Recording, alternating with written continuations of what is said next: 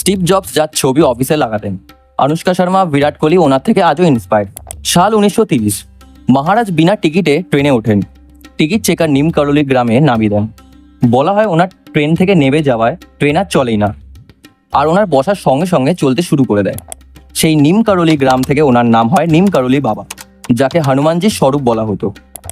সাল 1961, Harvard university professor doctor Richard Alpert LSD ড্রাগের ওপর এক্সপেরিমেন্ট করছিলেন, যেটা ওখানকার টিনেজার আর এমনকি স্টিভ জবসও কনজিউম করতেন।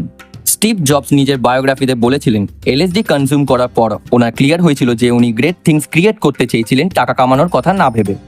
সাল 1967, ডক্টর অ্যালপার্ট এলএসডি এক্সপেরিমেন্টের জন্য নিম কারোলি বাবার কাছে আসেন। উনি বাবাকে এলএসডির হাই ডোজ দেন, কিন্তু সেটার ওনার ওপর কোনো কাজ করে না। মানা হয় ওনার সাথে দেখা হলে জীবনে কোন পথে যেতে হবে সেটার জন্য এলএসডির দরকার হয় না। ওনার ম্যাজিক্যাল